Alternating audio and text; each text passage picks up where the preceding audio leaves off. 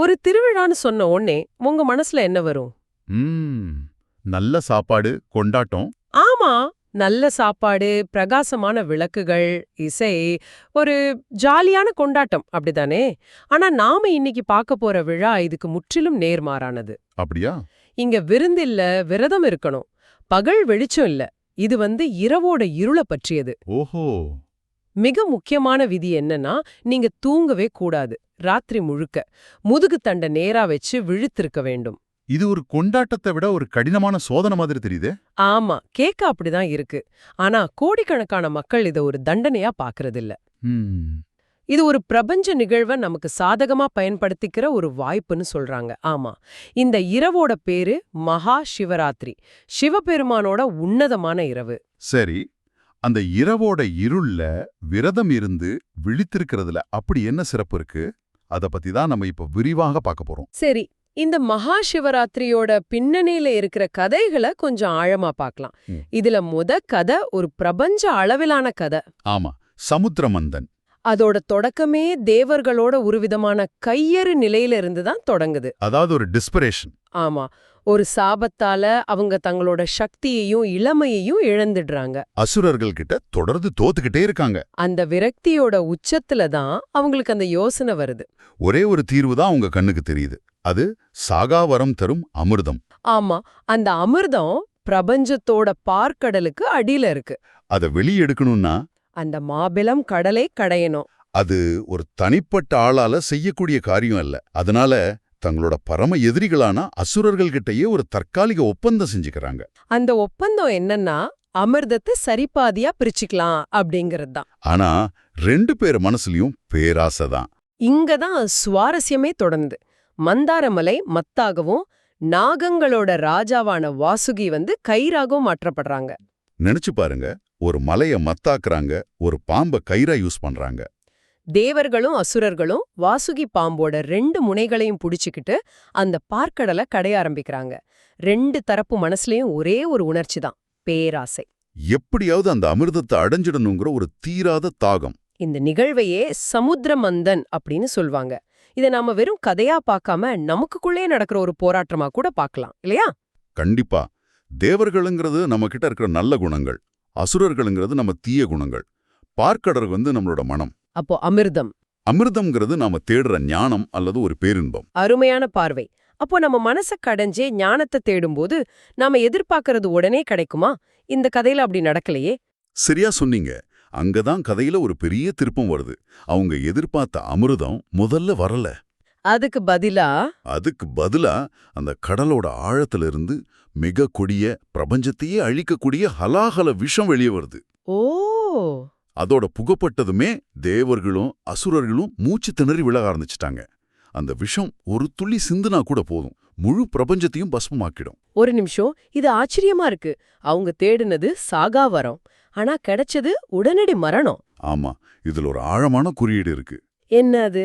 நீங்க ஒரு பெரிய மாற்றத்தை விரும்பும்போது முதல்ல உங்க மனசுல இருக்கிற அத்தனை எதிர்மறை எண்ணங்கள், பயங்கள், அதாவது உங்க தனிப்பட்ட விஷம்தான் முதல்ல வெளியே வரும்.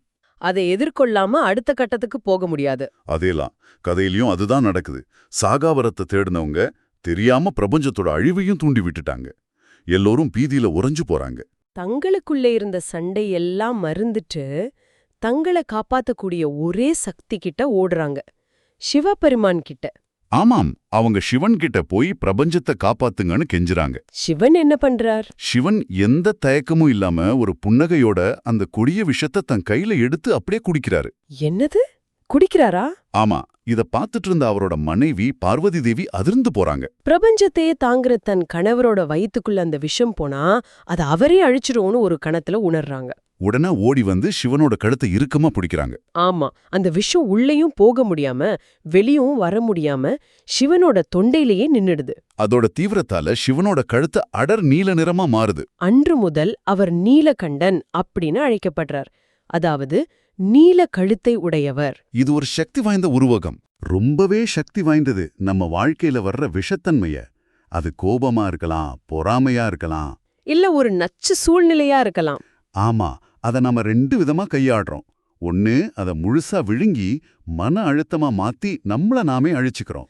இல்லனா மத்தவங்க மேல துப்பி வார்த்தைகளால அவங்கள காயப்படுத்துறோம். சரிதான், ஒன்னு அடக்குறோம் இல்லனா கொட்டுறோம். ஆனா இந்த கதை மூணாவதா ஒரு வழிய சொல்லுது. நிலைநிறுத்துதல், சிவன் செஞ்ச மாதிரி. கரெக்ட். அந்த விஷத்தை தொண்டையிலே நிறுத்துறது. அதாவது அந்த எதிர்மறை உணர்ச்சியை உணர்றது, அதை ஏத்துக்கிறது, ஆனா அதை நம்மள கட்டுப்படுத்தவோ மத்தவங்கள தாக்கவோ அனுமதிக்காம இருக்கிறது. அத கவனிச்சு அதோட தன்மைய மாத்துறது. இது ஒரு விதமான இமோஷனல் ரெகுலேஷன். சிவராத்திரியில சிவலிங்கத்து மேல மக்கள் ஊத்துற நீரும் பாலும் கூட அன்னைக்கு பிரபஞ்சத்தை காப்பாத்த அந்த விஷத்தோட சூட்டை தாங்கின சிவனுக்கு சொல்ற ஒரு நன்றி தான். அப்போ இது பிரபஞ்ச அளவுல நடந்த ஒரு கதை. கடவுள்கள், அசுரர்கள், உலகத்தே அழிக்கக்கூடிய விஷம்னு ரொம்ப பிரம்மாண்டமா இருக்கு. ஆனா இதுக்கும் நமக்கும் என்ன சம்பந்தம்? இருக்கு. இதே பிரபஞ்ச நிகழ்வ ரொம்ப தனிப்பட்ட ஒரு அனுபவத்தோட இணைக்கிற இன்னொரு கதையும் இருக்கு. ஒரு சாதாரண வேடன், காட்டுல தொலைஞ்சு போன ஒருத்தனோட கதை. ஆமா, லுப்தகன்கிற வேடனோட கதை. இந்த கதை தான் சிவராத்திரியோட ஆன்மாவா பலராலும் பார்க்கப்படுது. கதை தொடங்கும்போது லுப்தகனுக்கு அது ஒரு மிக மோசமான நாள். ஆமா, ஒரு நாள் முழுக்க வேட்டையாடியும் அவனுக்கு ஒரு விலங்கு கூட கிடைக்கல. பசி, சோர்வு, அதோட அடர்ந்த காட்டுக்குள்ள வழியும் தவறிடுறான். மெல்ல இருள் சூழ. அப்போ ரொம்ப பக்கத்துல ஒரு புலியோட உருமல் சத்தம் கேக்குது. அந்த நொடியில அவன் உணர்ந்தது தூய்மையான பயம். உயிரை காப்பாத்திக்க கண்ணுல பட்ட ஒரு வில்வ மரத்து மேல ஏறிக்கிறான். கீழே அந்த புலி அவனுக்காகவே காத்துட்டு இருக்கு. அவன் தூங்குனா மரத்திலிருந்து விழுந்து புலிக்கு இரையாயிடுவான்னு அவனுக்கு தெரியும். விழித்திருக்கணும், அது மட்டும்தான் அவன் முன்னாடி இருக்கிற ஒரே வழி. விழித்திருக்கிறதுக்காக அவன் அந்த மரத்தோட இலைகளை ஒன்னொன்னா பறிச்சு கீழே போட்டுக்கிட்டே இருக்கான். அது ஒரு தியானம் மாதிரி ஒரு செயலா மாறுது. அவன்கிட்ட இருந்த தண்ணீர் குடுவையிலிருந்தும் சொட்டு சொட்டா நீர் கீழே சிந்துது. ஆனா லுப்தகனுக்கு தெரியாத ஒரு விஷயம், அவனுக்கு சுத்தமா தெரியாது. அந்த மரத்துக்கு அடியில ஒரு மறைக்கப்பட்ட சிவலிங்கம் இருந்துச்சு. ஆக சிவராத்திரி விரதத்தோட முக்கிய அம்சங்கள் எல்லாமே இங்க தற்செயலா நடக்குது. விரதம், ஏன்னா அவனுக்கு சாப்பாடு கிடைக்கல. ஜாகரணம், அதாவது விழிப்பு, புலியோட பயத்தால. சிவலிங்கத்துக்கு அபிஷேகம், தண்ணீர் குடிவிலிருந்து சிந்தின நீரால. அப்புறம் அர்ச்சனை, அவன் பறிச்சு போட்ட வில்வ இலைகளால. ஆனா அவனோட நோக்கம் பூஜையே இல்ல, உயிர் பிழைக்கிறது மட்டும்தான். இங்கதான் கதை இன்னும் ஆழமாகுது. அப்போ ஒரு பெண்மான் அந்த பக்கம் வருது. அப்பாடா, இப்போது சாப்பாடு கிடைச்சதுன்னு லுப்தகன் வில்ல எடுக்க. அந்த மான் அவங்கிட்ட மனுஷ மொழியில பேசுது. ஆமா, என் குட்டிகள் பசியோட காத்துக்கிட்டு இருக்கு, நானு அதுங்களுக்கு பால் ஊட்டிட்டு உன் உணவா நானே திரும்பி வர்றேன் அப்படின்னு சத்தியம் பண்ணுது. மானே பேசுதா? இது கதையில ஒரு பெரிய திருப்பம். ஒரு சாதாரண வேட்டை கதை இப்போ ஒரு தார்மீக போராட்டமா மாறுது. அந்த வேடன் மனசுல என்ன ஓடி இருக்கும்? அவன் ஒரு வேட்டைக்காரன், அவனுக்கு இரக்கமெல்லாம் ஒரு பொருட்டே இல்ல. ஆனா அந்த மானோட நேர்மை அவனை தொட, அவன் அதை நம்பி போக விடுறான். சரியா சொன்னீங்க. அவனோட கடினமான வேட்டைக்கார இதயம் முதல் முறையா கரையுது. கொஞ்ச நேரம் கழிச்சு இதே மாதிரி இன்னொரு 2 மான்கள் வருது. ஒவ்வொன்னும் இதே மாதிரி குடும்ப காரணங்களை சொல்லி சத்தியம் பண்ணிட்டு போகுது. ஒவ்வொரு முறையும் லுப்தகனோட மனம் மேலும் மேலும் இழகுது. ராத்திரி முழுக்க இந்த இலைகளை பறிச்சு போடுறதும், இந்த மான்களோட பேச்சும், அந்த இரவோட தனிமையும் அவனை மெல்ல மாத்திக்கிட்டு இருக்கு. அவனோட கவனம் புலிகிட்ட இருந்தும் பசிக்கிட்ட இருந்தும் விலகி இந்த உயிர்களோட நேர்மை மேல திரும்புது. பொழுது விடியுது, சூரியன் உதிக்கிறான்.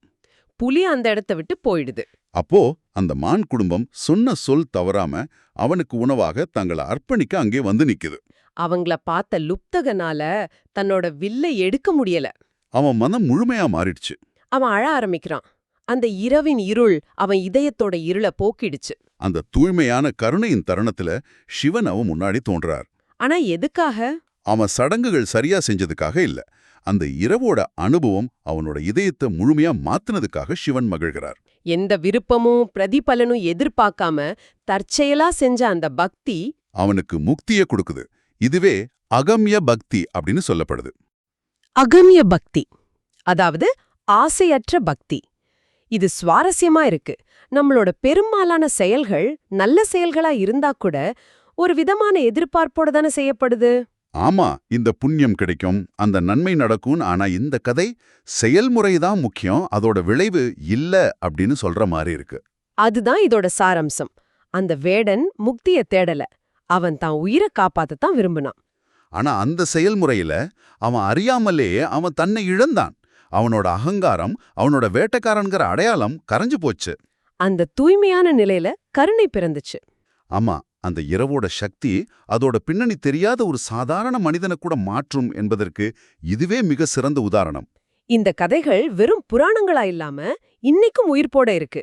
உதாரணமா நேபாளத்துல இருக்கிற பசுபதிநாத் கோவில்ல சிவராத்திரி அன்னைக்கு பார்த்தா அது ஒரு அழகான குழப்பம் மாதிரி இருக்கும். ஆமா, லட்சக்கணக்கான மக்கள், சாதுக்கள், எங்கும் நெருப்பு, புகை, மந்திர உச்சாடனைகள்னு அந்த இடமே வாழ்க்கைக்கும் இறப்புக்கும் நடுவுல ஒரு கொண்டாட்டமா காட்சியளிக்கும். சரி, இந்த 2 கதைகள்ல இருந்தும் நீங்க எடுத்துக்க வேண்டிய செய்தி என்ன?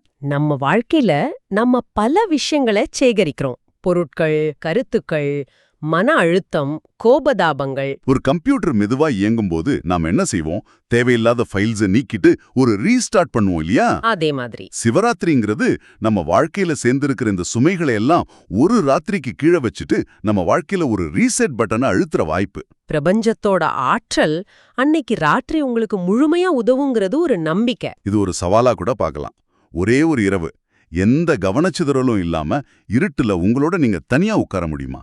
ஃபோன் இல்ல, டிவி இல்ல, புத்தகம் இல்ல, எதுவுமே இல்ல. இது கேக்குறதுக்கு எளிதா இருந்தாலும் செய்யறது மிக கடினம். அந்த வேடனை மறுபடியும் நினைச்சு பாருங்க. அவன் புலிகிட்ட இருந்து தப்பிக்க மரத்துல ஏறினான். ஆனா இறங்கும்போது முக்தி அடைஞ்சவனா இறங்குனான். அவன் எதையும் திட்டமிடல. அவன் தியானம் செய்யணும்னோ கடவுளை பார்க்கணும்னோ நினைக்கல. அவன் சும்மா விழுத்திருந்தான். அந்த இரவை எதிர்கொண்டான். சில சமயங்கள்ல அது மட்டுமே போதும். நீங்க அந்த ராத்திரிக்கு உங்களை முழுமையா ஒப்பு கொடுத்தா அதுவே உங்களை மாற்றக்கூடும்.